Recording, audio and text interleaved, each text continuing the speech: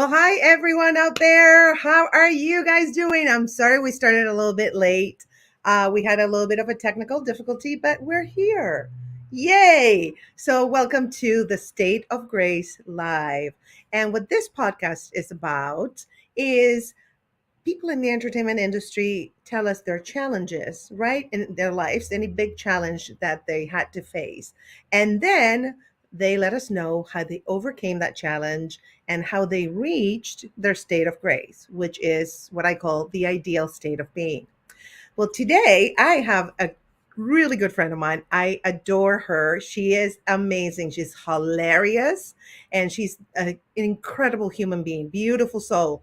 Pebbles Brunelle has not only been a stand up comic for decades, but she's also a sober coach and community outreach organizer. She is the director of the nonprofit organization healingthroughcomedy.org.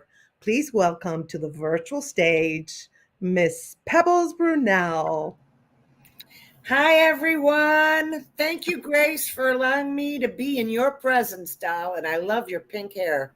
Oh, thank you. Thank you. Her name is Ariel, the wig's name. Ariel. All right. Ariel. Nice.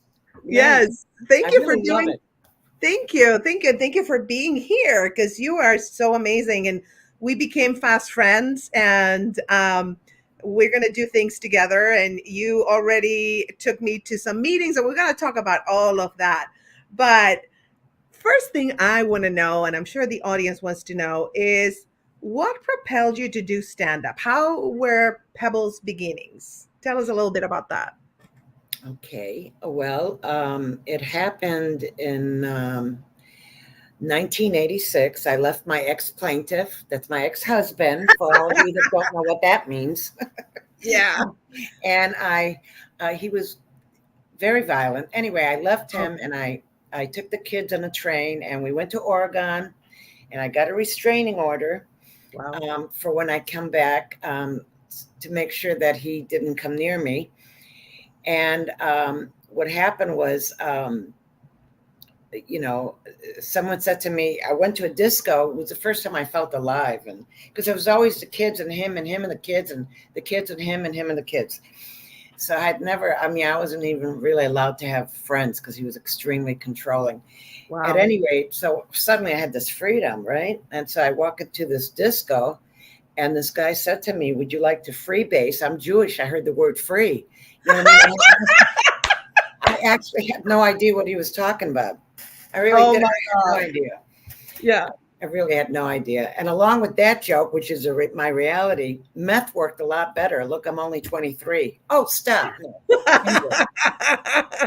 So what happened was I started, someone had dared me to go on the stage. And of course I went up and I fell in love with it. And it was the first thing that was mine. It wasn't my ex-plaintiffs. It wasn't my children's. It wasn't my parents. It was mine, my little thing. Because I always had humor and I always joked about everything. Because that's how I kind of saved myself was through trying to laugh through all of it, all of the horribleness that I had. And it was horrible. I don't think you can become a good comic if you haven't had some real heavy bottoms, me, myself, and I. I mean, in my reality, there are a lot of comics I like. And usually the ones that really hit bottom are to me, the funniest that I learned from. I agree. And So who did so you learn I from? started doing comedy and I went to the Comedy Store and I saw Paul Mooney. And I laughed so hard and he loved my laugh. And I didn't even know who he was. I just went, oh my God, this guy hates white people. I love him. I felt like a Q-tip next to him, but I loved him. Oh, that's so funny. And I don't know, we just literally, you know how to, like you and I, Grace, we just had really great energy together. Yes. It was the same with Paul and I. We had really good energy together. And for the next 7 years, I'm to be with him every day during the day and then to go to a different nightclub every night. And we just hung out a lot. I remember Eddie Murphy wanted him to write. It was not Coming to America. It was another pilot that he was working on. And we were at Paramount And of course, I didn't get paid for anything, but I was in such an awe of Paul Right. that, I had no self-esteem, and to have self-esteem, you have to do esteemable things. And I was too coked out to do Oh no. esteemable things. So I just would let people do whatever and take whatever words out of my mouth because I just didn't have that courage yet. I Sure. had liquid courage, but I didn't have organic courage yet. Got it. Yes. So what happened is every night would be a different night. One night, I'll tell you two different nights. Um, One night, I wanted to score, and my friend picked me up. He was this lovely gay guy, and we went to score. And he said, "I'm not going to tell you who it is." And he had a huge Cadillac, and you know how the doors are really heavy in those old time Cadillacs. So Yes. it took a lot to open it, and it took a lot to close it. And he says, "Leave the door open, run in there, get the cocaine, and I'll be waiting for you." And he kept the car going because he knew once I saw who it was that I wouldn't want to stay there. Well, I walk in there, and it's Ike Turner. It's Ike Turner. And he's wearing a smoking jacket. He hadn't slept in 30 years. He looks like a fucking devil because his ears were literally pointed. There's nothing in his house but a big black gigantic piano and a little black bench. And he has no cutlery, dishes, candles, pictures, nothing but a big piano. And a spoon, because all addicts always have spoons. You got to have that spoon to heat it up. Wow. I'm just saying for any Yeah. of you. Allegedly, yes. No, for real, not allegedly. I know, but just to cover our asses, allegedly. Oh, okay, allegedly. Leave Allegedly, he had a spoon. Never mind, he had a smoking jacket. He should have smoked instead of me. So he says to me, well, and I hear Don's car, that he's revving up the Cadillac. I could hear he's real antsy. And he put the bag of cocaine on top of the piano. And I'm trying to figure out, how do I get this coke without him doing to me what he did to Tina Turner? Because I haven't even earned it yet. You know what I mean? No. That kill, So he puts his arm around me, and I put the baggie in my mouth, and he says, "Let me play you something." And I was really thin then, I mean, cocaine is fabulous. It's better than Ozempic. Oh my God. Yes, I hear you. And so he puts his arm around me, starts playing, and I elbowed him. He was so thin that I'm like a Jewish feather. He was like a very thin feather. Like I'll still have pulkeys on my legs, because I'm Jewish. So I'm never heroin thin.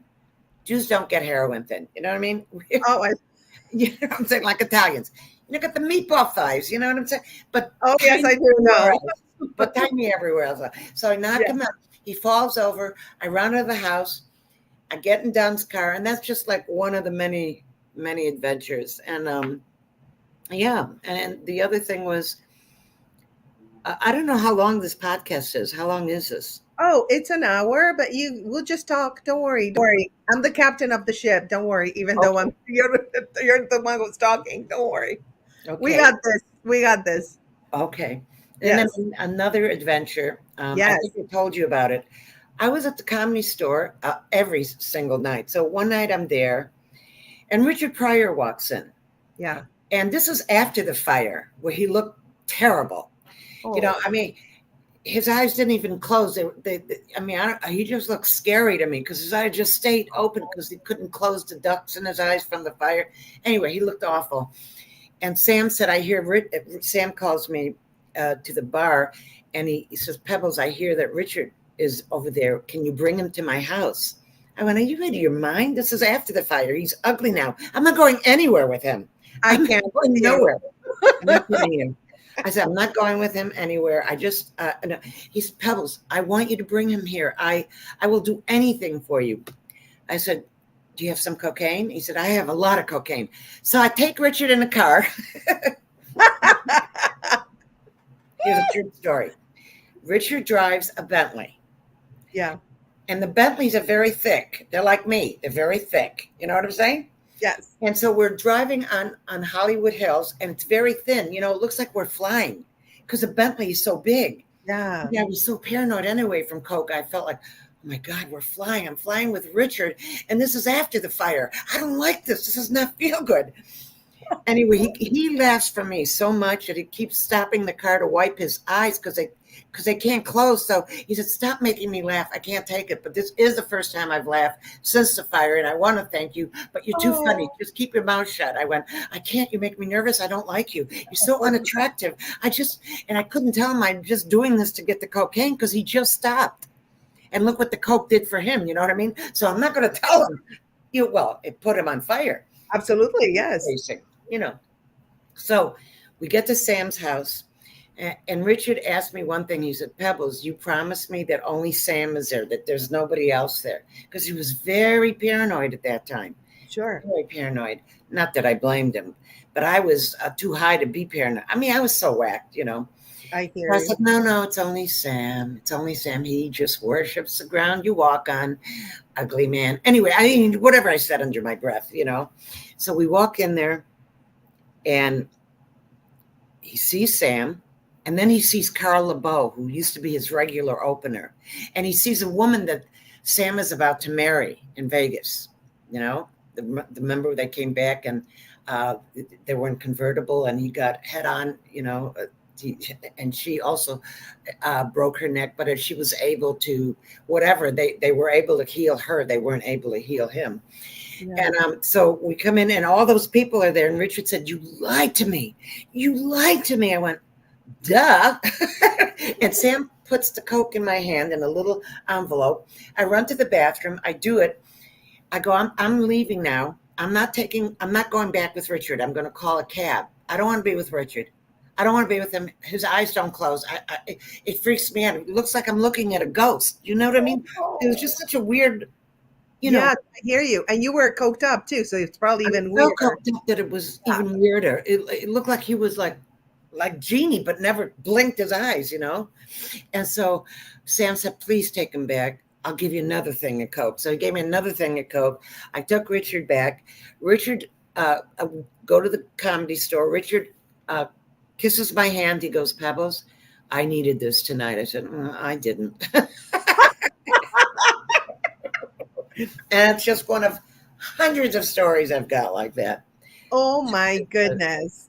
That is It was really incredible. a trip. Yeah, it was So really. let's say that your challenge was substance abuse. Are we Well, to first of all, my challenge was to leave my ex yes. murderer. I mean But abuse. Oh my gosh. Yeah. Yeah. Like he was really violent, and I'm oh, really grateful for cocaine because I needed to be numb. My bones were I broken, my hear you. ribs were ruptured, my skull was. I Oh needed to be yeah. numb. I needed to be numb. So I'm really grateful for cocaine, and I'm Yeah. really great. It's a powder greater than myself. You know what I mean? Yeah, You know, no, it was part of the journey for your healing. right. And Seriously, I'm yeah. really grateful for Cocaine Anonymous. To be honest, I'm 32 years sober now, and I've never been more together. But of course, if not now, when? You know. Right, right. Exactly. Well, before we go into the substance abuse and the horrible domestic abuse, but we're going to focus on the substance abuse. Um, so you worked with and wrote for Paul Mooney, right? Yes. What was that experience like? Well, I found him brilliant, and I was in shock of his quickness and his awareness of everything. I mean, it could be because I was so unconscious and he was so conscious. Oh wow, yeah, But it was interesting to me that he could think, because I was always so high and paranoid and going like this. I look like a wire hanger. No more wire hang. I mean, I look like a hummingbird. oh how And funny! I can he's totally like see it. he's like this calm Crevassier guy because he loved his Crevassier and he loved his he loved, what did he drink? He drank champagne. You know, he always drank champagne on stage. He just Yeah, loved it. And I'm the opposite. I'm the energy bunny. You know, I was attracted to uppers and he was attracted to not uppers. Okay. okay, So it was I was very in awe of Paul. I was also scared of him because of things that he would say. Because yeah. I didn't get it right away. I went, "Oh, he scares me. I think I love him." Because it reminded me of my ex-plaintiff because he was Oh, scary. So psychologically, I was very attracted to that. You know, I never dated anybody other than Michael. And I didn't date, of course, Paul, because I was also very close with his wife. But I was very in awe of his talent. I was yeah, very in awe of his talent. And I just was amazed that he would even talk to me. Never mind, wanted to hang out with me. One, I even had a cable show that he did many, many times in those years. In the '80s. So it was just a. It was. I felt very blessed that I was in his energy, Yeah, absolutely. And that energy and all the field. time, every day for 7 years, all the time, day and night. That's amazing. So when did he say, "Hey, Pebbles, can you write for me?" When It came from the very nonchalant. It came maybe after yeah, 3.5, maybe 4 years. Eddie Murphy had called him. Eddie, by the way, had invited me many times to his house to party, him and Arsenio Hall, but I didn't go because I didn't like his energy. I'm just being really? clear. No, I didn't like his energy. And it could be that I was paranoid, but I didn't like Eddie's energy. I don't know. Maybe you just didn't like his energy because you liked Paul's energy. You didn't like his Well, energy. I could Period. tell that Paul was very, he thought about everything that he said before he said it. He wasn't impulsive. I'm the opposite. But you can't have two impulsive people together. You know what I Oh, mean? it's a mess. And Eddie was, Eddie was very talented. Please, many times Paul and I would sit in the front row when we'd go to his concerts and stuff because he would treat us, and of course, because Paul wrote for Eddie also. Paul wrote for everybody.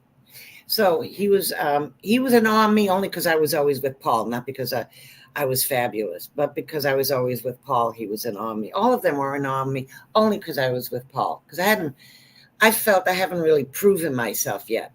You know, you Yeah. know what I mean? Like now I have proved myself. But in those days, Oh, I just started. Like I right. think you're new the first 7 years, man, of comedy, Oh, at least. if Absolutely. not the first 10. And when The someone first tells, 10. Yeah, I think you need history in your bones and in your cells to become ownership of your abilities.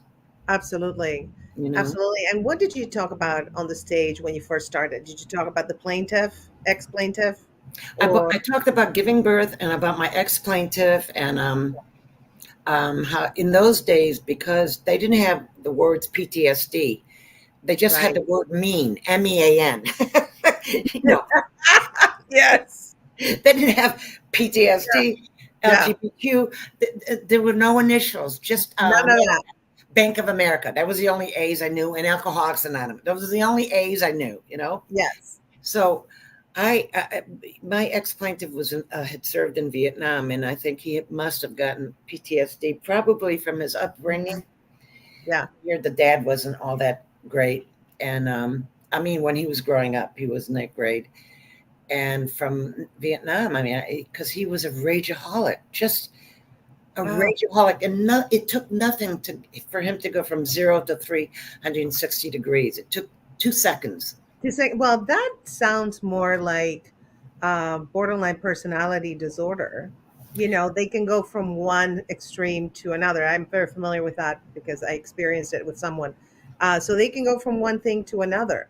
And the abuse is a consequence of that. And there's, of course, not everybody who has BPD is an abuser, but I'm saying that, they can't control their feelings, their emotions. And so that's, Well, I if would beg my ex plaintiff to take drugs or to drink, do something, but he didn't. right. And Yeah.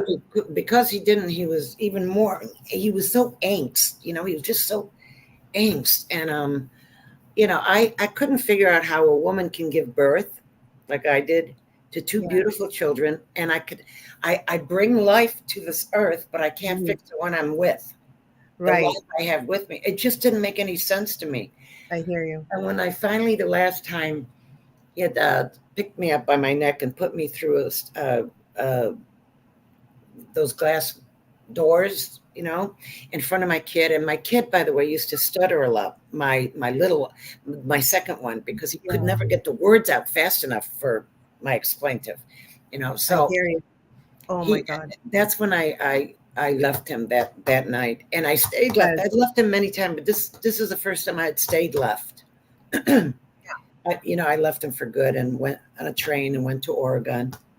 Got a You went restraining the order. kids, right? You took the kids and went to I took the Oregon. kids. Yeah. I left my car I went to Disney land because I didn't know what to do. First, I didn't know I was going to go to Oregon. I just had to get away from him, and I wanted the kids to be busy and not know.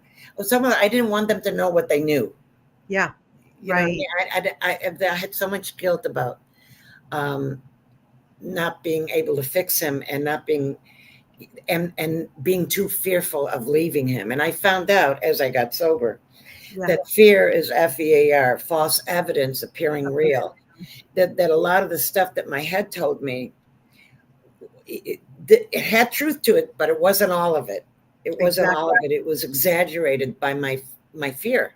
Yep. Everything was Absolutely. exaggerated. So when I left him, I really was very happy. But Of I course. lost my house. I had a house on San Vicente and 11th. I lived where Danny DeVito and Arnold Schwarzenegger used to live. I was right in the middle. I mean, it was the best neighborhood in town Yeah. where I Yeah. lived. And I knew if I left him that I would have nothing. I knew I would have nothing, but it had to mean nothing to me, the stuff. Absolutely. No. I don't Your leave him, I'm safety. going to die. Yeah. And the kids' safety, because you're not safe with someone like that because the violence escalates. It doesn't get any better at all. No, And they're no still change. quite fucked from it. They're still quite fucked from it. They're still, Of course. Of but course. they've gotten a lot better. I mean, and the truth is, they both live with me. We have a really good time. I cook all the time. We laugh all the time. We have a wonderful relationship because I'm just not that way. I'm goofy. I'm Yes. goofy. You're a lot of fun. I'm a lot of fun. I mean, and Yes. I need to. I mean, if I didn't have fun, I wouldn't be here on the planet. There's no Right. use in being here without laughter. None. Thank you. Yes, that's what I always say. If you're gonna be here, whatever you go through, just have fun because the other option, being miserable, it's a downward spiral and it's just no fun. Why be Right. here if you're gonna be miserable? Right. Right. Yeah, That's why I do yeah, comedy. That's why I yeah, have hundreds of friends, as you saw at when you went with me. I mean, yes. they're all every one of them is my good friend. I get We calls love from at you. least Yes, 20, 30 people a day, daily, to yes. check on me, see what's happening, see where I'm Oh, playing. but You you know, help a lot of people. But before we go into that, which I love that about you, you're like 24/7 helping people.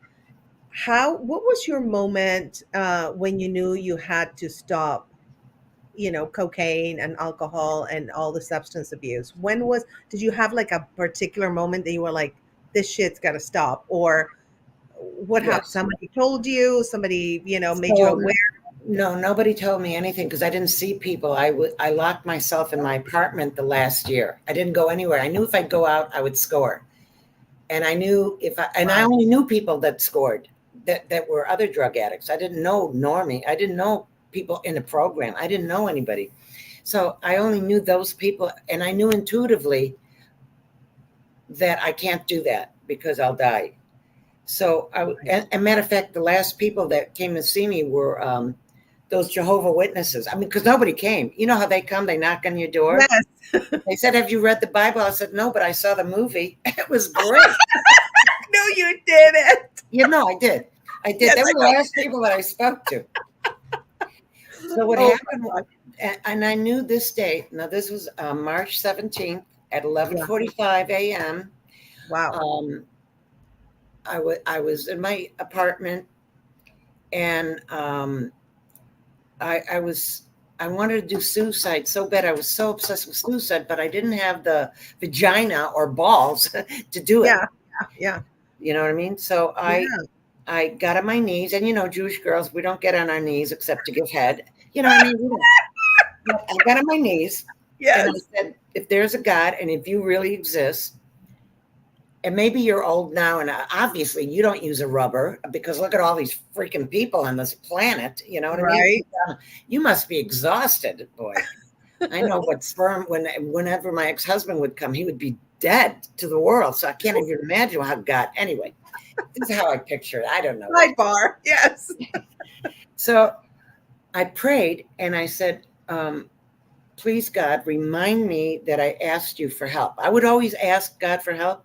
But then the second I felt better, I dismissed the idea of a higher power and just go on my own I hear you. and screw Yes. myself up a little more. just a little more and a little more and a little more.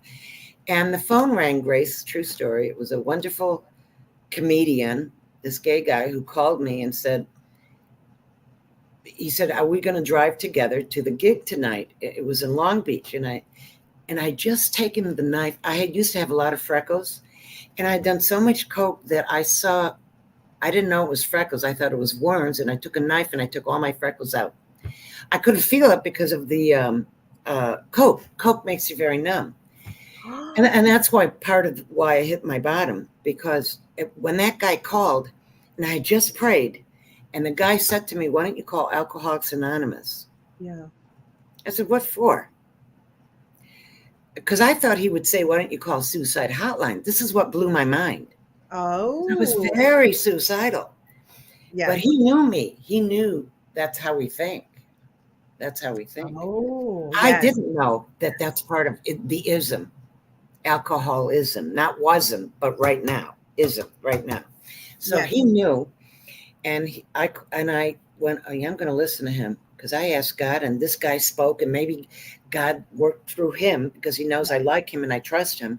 Yeah. So I called the AA hotline, and they said, there's a meeting here tonight. And I went to a meeting at a place called University Synagogue. It was a gigantic synagogue on Sunset. And I went there and it was like 3,000 people. I said, all these people look like an Amway convention. It didn't look like an AA meeting. I didn't know what it was. I really didn't know what it was. And I wanted to run out. But people were so nice to me. And, the truth was, there was a speaker there my first night, and I hadn't laughed. I did comedy. I do comedy, but I hadn't laughed in a very long time. Yeah. And I laughed at whatever this woman was saying. She wasn't a comedian. She was just very funny and very rigorously honest. Nice. Which is how I learned that in order to recover from a hopeless state of mind, first you have to get honest with yourself. It doesn't matter what I tell you, Grace. I have to be honest with me. Yes. That's what matters. Do I know what my part is in my life that I screwed up? Not what you did to me, but what did I make you do? What part did I have that your feelings got hurt? You understand what I'm saying? Yes. What's my part? Not what you did, but what did I do? Exactly. Okay? Yeah. Yeah. I didn't even know what that meant. They explained it to me over and over again. And they said, just bring your body to meetings, and eventually your mind will follow. And I did that. I just brought my body to 3 meetings a day for 7 years. That's a lot. And I would only get jobs in between doing comedy. I got to be a drug and alcohol counselor at a place called Bet Teshuva. They were women straight out of prison, all for me, to help. And when you're helping another human being, you forget about your aches and pains, your emotional aches and pains. Yes. When you're being a service to another human being. That's why I sponsor so many women, because they do a lot more for me than I could ever do for them. Believe me. I love that. When you said that, when we were having lunch after that meeting, remember when you said that you are blessed more by the people you help than they're by you helping them. I was like, that just was one of those moments where I kind of knew that, but when you said it, it was like, oh, that's what's so important, to be of service to the humanity, to people in general, but especially 100%. Addicts and alcoholics, since that's my thing. I'd help anybody. They don't have to be in a program. If they want help, I'm there. That's what you're supposed to do as a human, because I want them to do that for me if I'm in trouble. Absolutely. Yes. And what goes around comes around. I honestly don't know how I've lived this 32 years, Grace, because I never have money, yet somehow all my needs are taken care of. Do you understand? I never have money, not a dime, even to go out to eat once a month. That's why I started making that bread for a living, and trying to sell bread. I opened up a thing called I Love Bread, and just rub it on your thighs instead of swallowing it. You know what I'm saying? Because that's where, everybody loves my bread. Yes. I don't know how I've lived except by the grace of a loving, merciful God. Yes. And that's the deal. I just yesterday I was doing comedy at a place called the Townhouse, where of course I look like a Q-tip. You know what I mean? That's the Too story of my much. life. And a woman that came to see me, I did the prison for 5 years. Remember I told you I did the prison? Yes, Well, yes. she called me yesterday and she said, "What are you doing, Pebbles?" I said, "I'm going to do comedy tonight." And she's been really, really depressed. She said, "Can I come see you and hang out with you?" I said, "Yeah." She was the one that hired me for that prison for 5 years. She came. We're doing the prison again. I'm doing the prison again. Oh, cool. It's very cool. Very cool. I Yeah, can't wait. Now, unfortunately, I don't get paid for that. I have to figure out how I can get paid for that. yeah, yeah. I don't get paid for that, but it's 500 guys who, and by the way, all week talk about me and all my comics. It I keeps love them that. going. It keeps them going. Yes. So we're starting. We're starting. I just got the word Awesome. yesterday, I love and that. I'll let you know. So you'll be on the show. I would love that. Oh, it's the best thing for your heart to do that. Absolutely. Listen, whenever I do um, AA comedy shows, NA comedy shows, they are the best audiences because they're so hungry for laughter. They just like, they're so also very grateful that you're there entertaining them and sharing your story. So to me, they're like my favorite audiences, Right. Yeah, 100%. because they really give it up. They're not hung up on is she left. They just give it up, and Yeah. that makes you feel like you really are doing something because we work very hard as comics.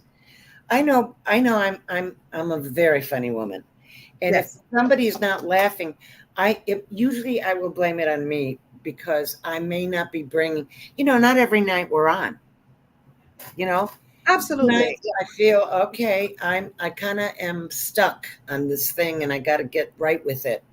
And that's when I do a lot of meditation to get Mhm. right with me, so I could Right. see what did I do. Did I offend somebody? Did I something is bothering me and I don't know what it is? And when I meditate, it comes to my mind. Yes, isn't that amazing when we quiet down?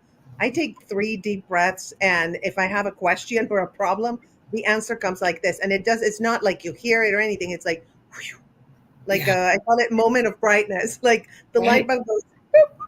It's like, Yeah. oh, So I meditate instead of medicate. You know what I mean? yes, I love that. You should Yeah. have a t-shirt like that. Yeah. I Meditate. Yeah, meditate. you're Yes, right. And my absolutely. girlfriend makes t-shirts. I should ask her to do that. Oh, I can show you how to do that. Don't worry. Okay, because yeah, I'll show you how to Well, do. you're gonna be my savior. I got you, girl. Don't worry. But I want to tell the audience I actually can I say that I went to an AA meeting? You invited me. Is that okay?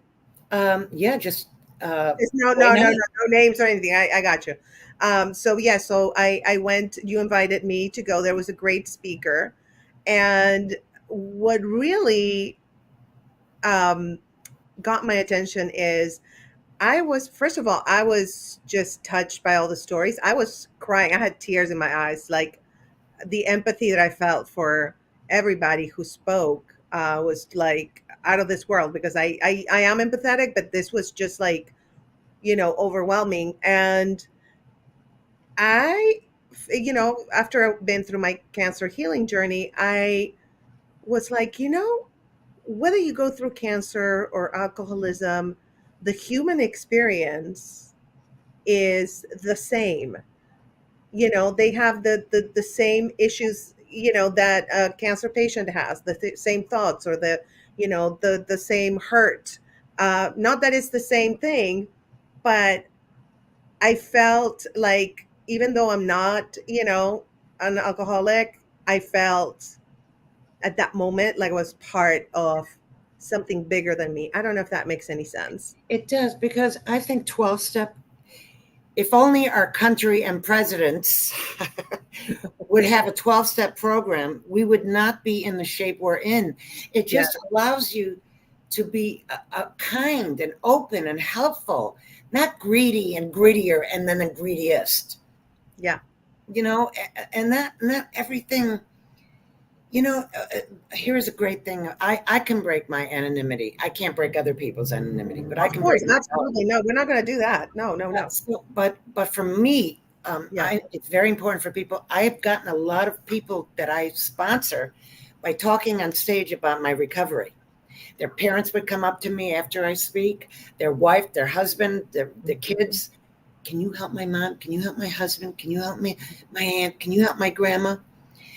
By talking about it. I don't break anybody else's. I break mine. I think it's very important for the world to know that there is a solution to all your problems today. You must know that. This is not 1939 when they wrote the book and everything had to be hush hush and people judge people like crazy. This is a non-judgmental program. That is why Absolutely. people turn out gorgeous. And you know what? You feel that non-judgment, and that was just it was just so freeing to be in that meeting. All right. Again, even though it's a different issue that I had, it was It's the amazing for same me. though. It's the same. It's how do you deal with it gracefully? And you went through some really heavy duty, physical, emotional, spiritually, and I'm sure financially. And that's Yes, the all the program above. is everything. Everything that's become an issue or obsessive with, or that you just can't quite get away from. How to, because we're constantly looking for solution, I would hope. Yeah. Not Trump, but everybody else on the planet. It's Okay, constantly we're looking. not supposed to talk about politics on YouTube. Oh, oh, okay. All right, Grump. not You Trump. said grump? Grump. Okay.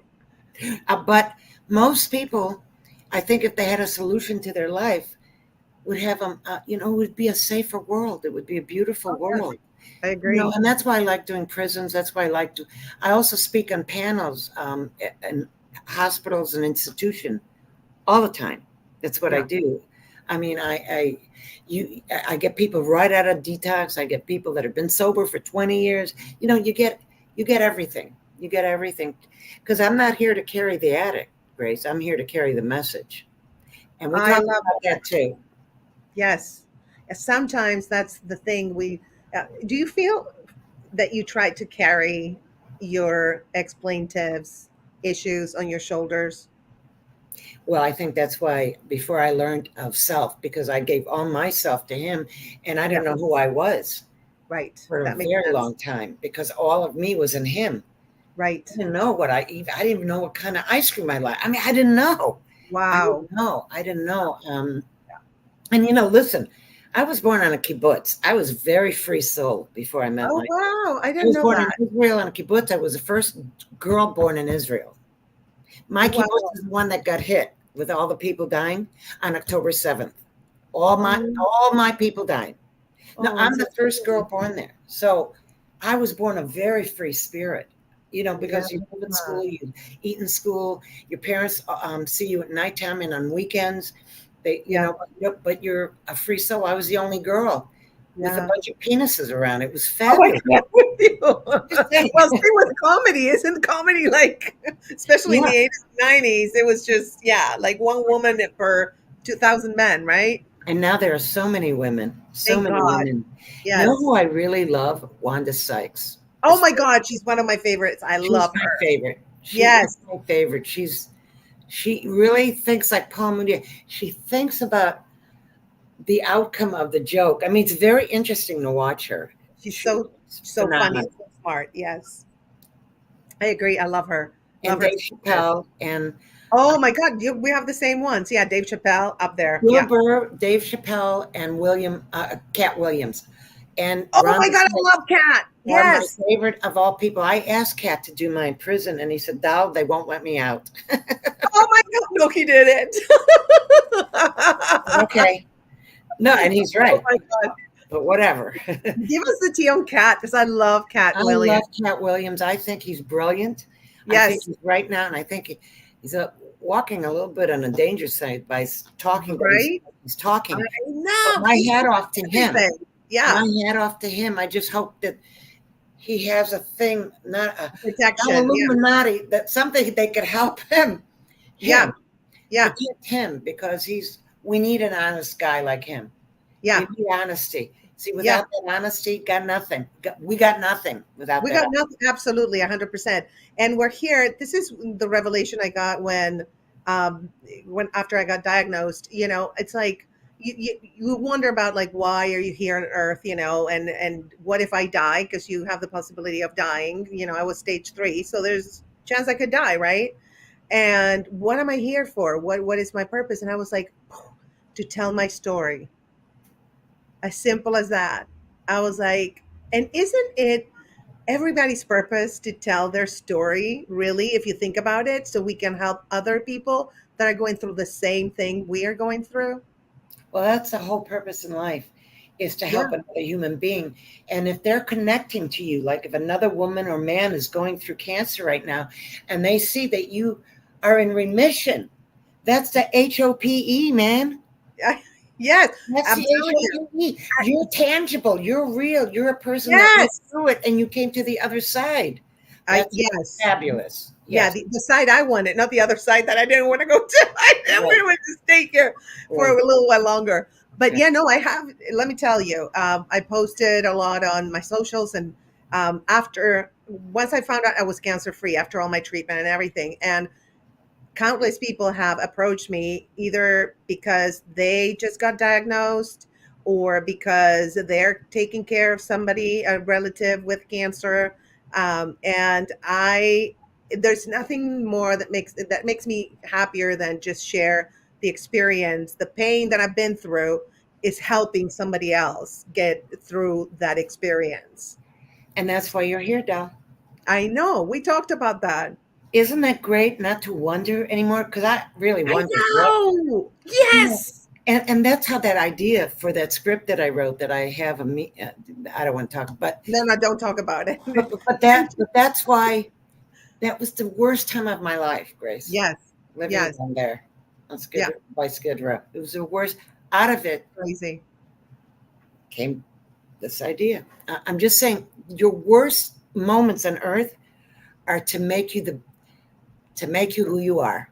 They refine you They are and the go. thing that's going to Yeah, be a gift to yeah, many people and make people aware of things and how do we have a solution for yeah. this enormous homeless situation. I mean, It's insane. I know, especially here in LA. I have no idea. It's crazy. There has to be a solution. there is, I know what it is. It's to reopen the mental institution, which is why when I have a meeting with Karen Bass for her to do the PSA at the end of my thing that I'm doing, and because Reagan closed the mental institution in the 80s because it wasn't, I mean, I didn't like Reagan, but he closed it for a good reason. They were giving them that electric shock treatment that Oh killed my, a lot of them. And it wasn't FDA. I mean, there was nobody watching them. So a lot of people died needlessly. So that's now what did we learn from that? To retrain nurses, doctors, therapists, psychiatrists. We could have a ton of jobs for tons of people to help yeah. tons of people. I love that. I love that. Yes. And it starts with the mental institution because these people, even if they have their own apartment, they're not mentally not well. They can't even put the key in the door. Hello, are you crazy? You know, Yeah. that's not the solution. Here, give them an apartment. They don't know what they're doing. They don't know how to work a stove. Yeah. They need help to live. Of course, to behave, to Absolutely. have clothing, to be clean, to have the right medicine, to have the right therapy, to play well with others. They don't know how to do that. We could train them. We could train people to train them. I love that. Really, really, that's the whole purpose of why I wrote what I wrote. Yes. Yes. You're Eventually, helping a lot of things in humanity, which I absolutely adore about you. And you are so selfless when you do everything. You don't expect people to give you anything back. A lot of people expect things back, but you're just selfless. And I think you get it. You just get it. You're one of those few people that get it. You get it why you're here, why we all are here. and it's a joy because I'm no longer puzzled by anything. You know, Nothing. if Yeah. something appears in front of me and I don't know what to do, I found out what to do with when I don't know what to do. You know what you do when you don't know what to do, Grace? You What don't you do do? anything. You don't do anything. I was going to say yes. And that's a solution because Yes. when we're struggling, when we're like constipated with God, you know, like we don't know what the fuck, what am I gonna do? Oh my God. When you don't know what to do, you don't do anything. Because if you make a choice when you're in that state of mind, you'll make the wrong choice. 100% agree. Desperate people do desperate things, and those desperate things are the thing that punishes them in life 100%. for a long, long period. one little wrong thing, one wrong signature on a piece of paper that you did not know what it meant, but you felt hurried by that person to sign it and you didn't take it to the right source, will screw you. I mean, you have to be very aware that there are not also good people on the planet that do not Oh, want the best absolutely. for you. Yeah, 100%. Yeah. So yeah, you have to be discerning on this planet for sure, and Mhm. not throw pearls onto swine, right? Right. Right. That's the Yeah. greatest thing about getting older, Del. I mean, I'm not thrilled that I was born BC before crack. But the truth is, it's so great getting wiser. Oh my It's God, it's delicious. best. Cancer for me accelerated that, where I feel like I probably have the wisdom of somebody older than me.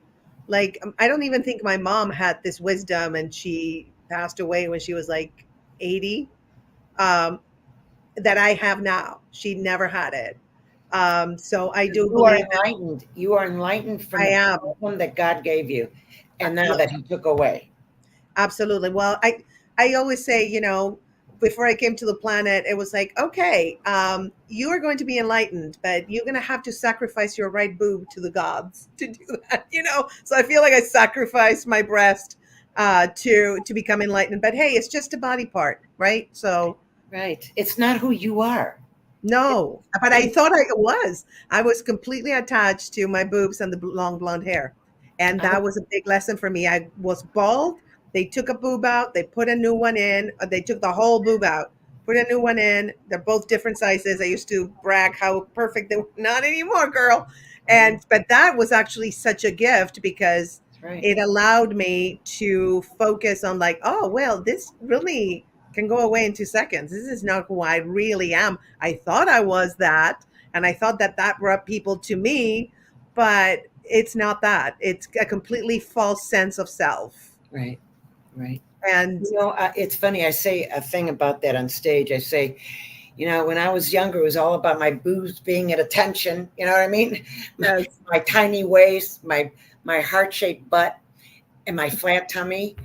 yes, It was all about that. Now is how's your liver? How's your kidney? It's an inside job. How's your heart? How are your veins? It's all about the inside, literally, literally. yes, 100% agree. And that's Yeah, but the inside was makes your outside and your energy beauty. a Because hundred it's all percent, about your energy inside, what makes you beautiful or not beautiful. It a doesn't hundred matter what percent. a person looks like, doesn't look like, fat, thin, tall, short. It Who doesn't matter. cares? Yep. It's their loveliness or ugliness. The energy. It's all about the energy field that, if you All have about an it. energy field of love, but for real, it shows. And if you have an energy field of fear and like ego, and it shows. And actually there's this, we're electromagnetic beings. And I saw this thing where love shows, like light all around you. And then fear, there's like this, a little bit of light, but the love is huge. So I always feel like whenever you truly love humanity and come from love in everything you do, which is a daily choice, right? Coming from your higher self, you're actually protected from those who want to harm you. I really feel that.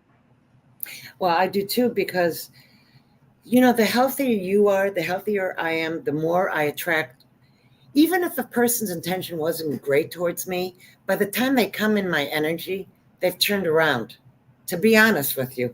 So I 100. attract a much better sense of humans these days than I Oh, used girl, to. it's the same. I was a bottom feeder. Are you kidding? I, Oh, I attract the bottom 100%. feeders. Yep. I would just settle. I don't know if I was a bottom feeder, but I would I settle, was. not see their real self or their real intentions. And now I do. I think like cancer has opened my eyes. It was my biggest teacher. If that's, and it was substance abuse your biggest teacher in a way, recovering from it? Mhm. Yeah, Right, right. That was heavy what you went through. And now, thank God you're a comedian that you could talk about it and heal through comedy, a which hundred is why percent. I opened that up. That's why I did that, because I worked at the VA. I brought them a comedy show for 12 years, every single week. And then I did it every other week. And then I did it once a month for 12 years. and they really looked forward to it. I mean, some of them were literally, just had spit coming out of their mouth, but I mean, they remembered, you know what I mean? And some Yeah. of them just have to live there because they can't live any other way anywhere Oh, else, yeah. because war screws up people very badly. Oh, Hating people screws people oh, up very badly. And when the government or whoever wants you to hate whoever it is that we hate, like right. we're supposed to Right. hate Vietnam and Asia, but I mean, we have to remember something is telling us to do that. And is that something higher power or lower power? I agree. Higher self, lower self. Absolutely. But I think, yeah, the government and religion and all of that try to divide people because it's divide and conquer, right? Yes. So I And always say, for but one these young day, kids really are very hip and very aware. They're very gonna, aware. they're Yes, gonna thank save God for this us. generation. Yes, They're gonna save us because yeah, I believe so. I I'm do. helping them, girl. I'm with them. I'm I'm with them with them. too. I Yeah. don't know what they're saying, but I'm with them. I don't know. They talk funny, but I'm with them. I am.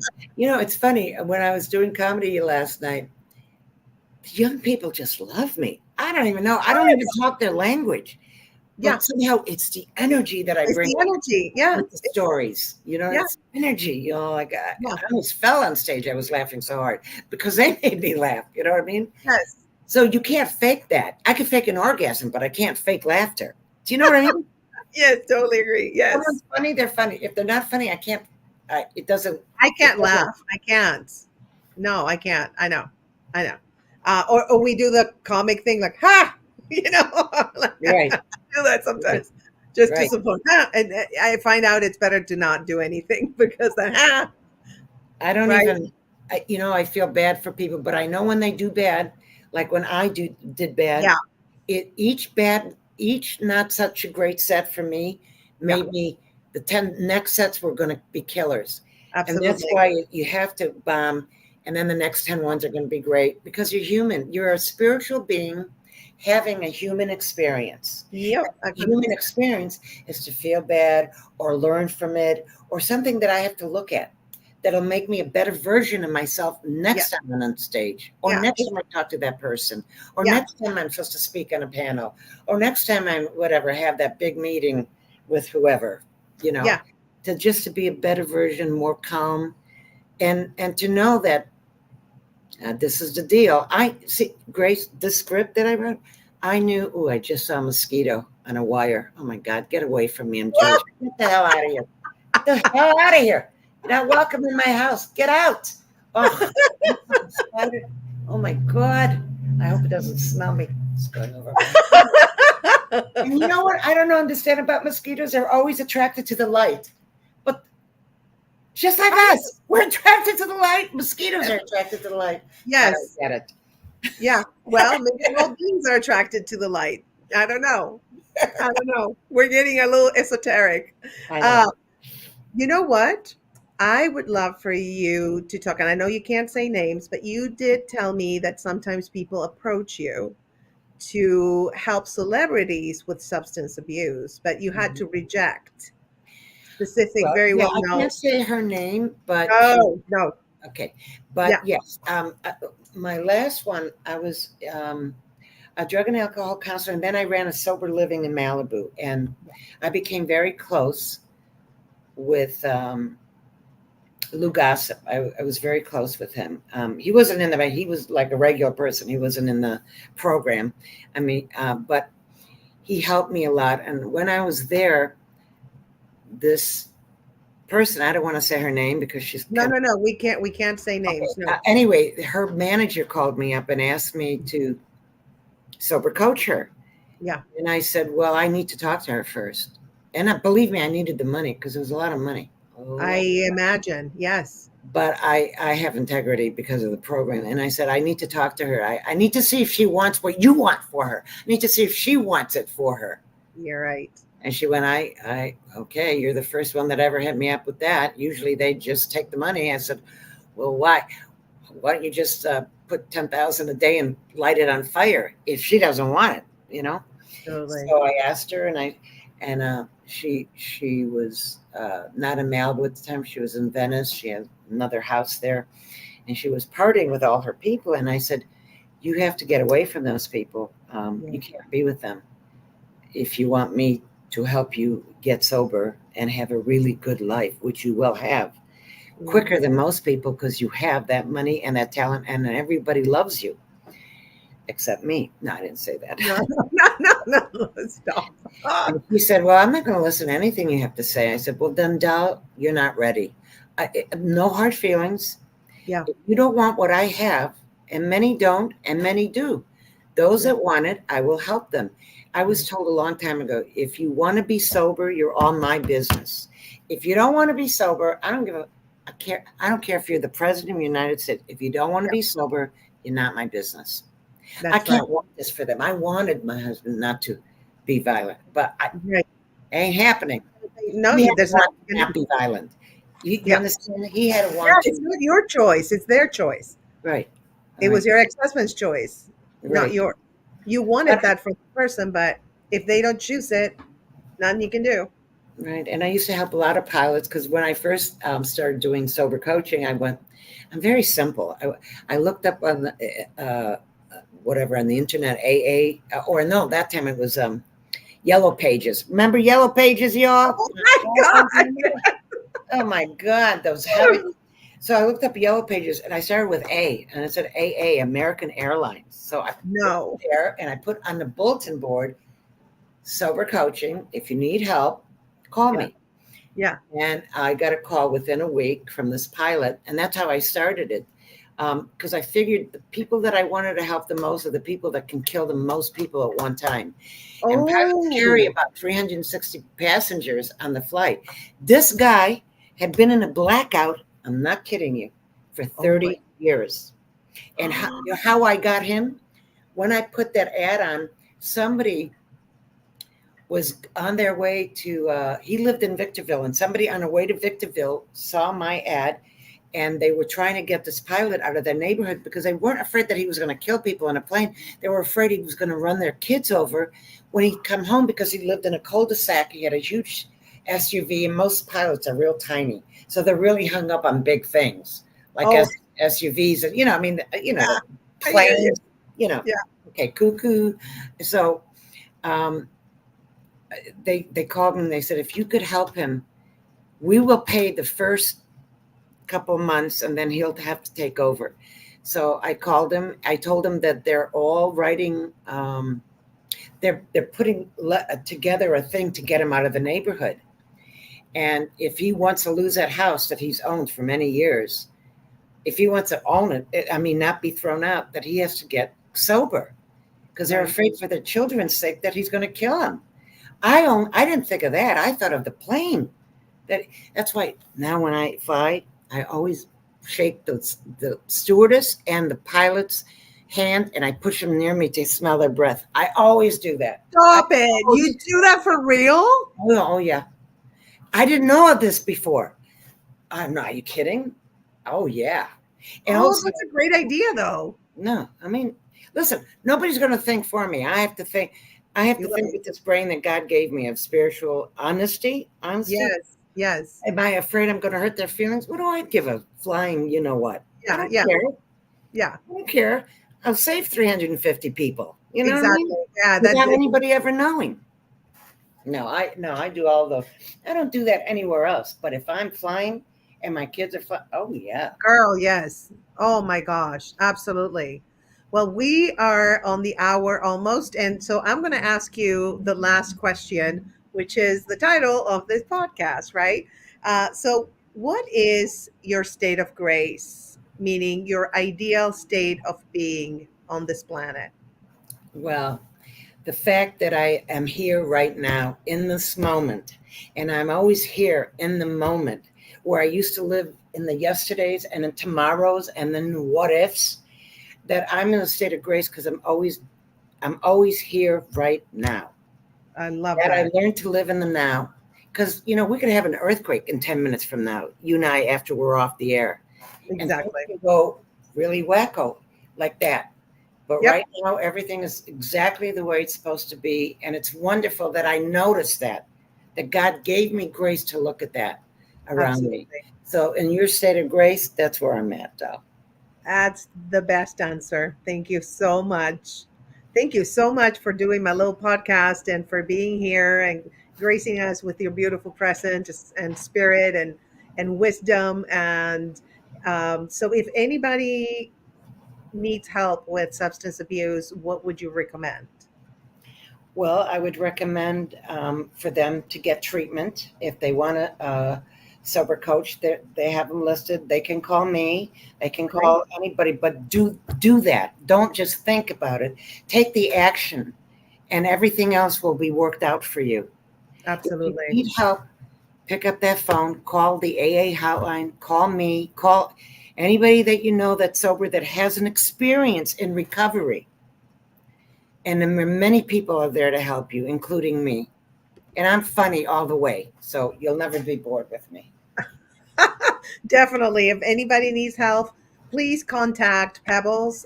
She's on social media, and you can even contact me, and I will get in touch with her. And thank you so much for being on the show. And I will see you, I am sure. And thank you guys for being part of it. So they're going to get you off the virtual stage, and I'm going to say a few words before we leave, and then we're done. Thank you so much, Pebbles. I'll see you soon. All right, you guys, thank you so much for tuning in. I hope you enjoyed this fantastic, uh, beautiful human being. And again, if you need help, let us know and we will do our best to help you out. And this is it for today. I had a great time. And thank you for your comments. Thank you for being there, here, not there, because, well, you're there, but you're here also. So both places, here and there. The beauty of technology, right? You can be here and there. Anyway, I will see you next time, which will be next month. I don't remember exactly what date, but I will post it, I will promote it, so you will definitely know. And I have great guests as usual, and they're all in the entertainment business. So you're going to hear some tea from the entertainment business. Anyway, thank you so much, guys. I'll see you next time.